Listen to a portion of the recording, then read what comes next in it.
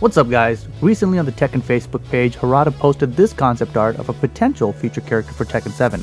He says that they've had the idea of an Arab fighter since 2008, but that their development team primarily being Japanese, they didn't know enough about Middle Eastern culture or clothing.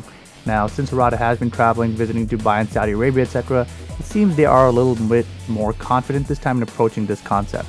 Harada mentions that this is one of the ideas within the several new character ideas, that Tekken 7's roster has not been decided, and that it has not been decided yet that this will even be a character in the game. So what he is looking for here is feedback from Tekken fans around the world, but more specifically from the Tekken fan community in the Middle East. Now, I'm also not familiar with Middle Eastern cultures or clothing, but here's my 2 cents on the design. Number 1. It does remind me of Assassin's Creed. Though, if you really compare it at a detailed level up close like this, then maybe it really isn't like Assassin's Creed. Number 2. Not a fan of his headwear. I don't even know how to pronounce this, but boom? So my gripe with it is that it gives him this hooded appearance, which I think adds a lot to the overall Assassin's Creed vibe that people are getting. So if he's supposed to have like a military background, which I don't even know that he's supposed to, then I'd prefer something like this. Though that might hide his cool collar on his jacket, but maybe you could like tuck it in or something, I don't know. Number 3. Not a fan of one-sided cloaks on the back. We saw how this affected Miguel's hiding moves from one side, so even though this is only in the design phase and nowhere near gameplay yet, I'm still not a fan of it. Plus, it made Magneto look stupid in the new X-Men movie. Number 4. What's with all the knives? When I see a character with this many throwing knives, and he's supposed to be a fighter, I expect him to use those knives in the fight.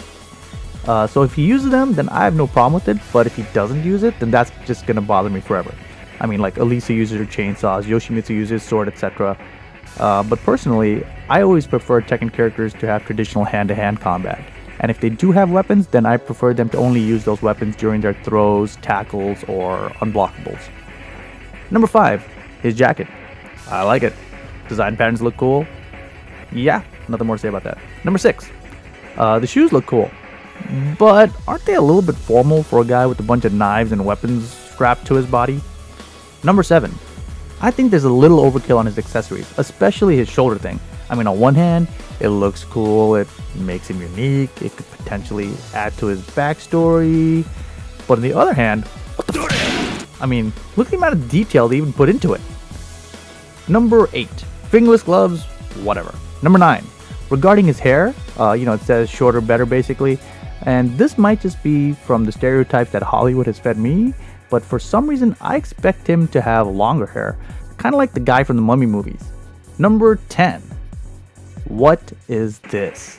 Does this just make sure his cape doesn't fly around and it's connected to his belt to keep it in place? Alright, whatever. But what the f is this? I mean, judging by his jacket and his shoes, you would think that this guy would know how to pick a belt that fits him. So that's all I've got. What do you guys think? Remember, this character isn't even confirmed to be in the game yet. It's just a concept design at this stage. I have left the link to the Facebook post in the video description below.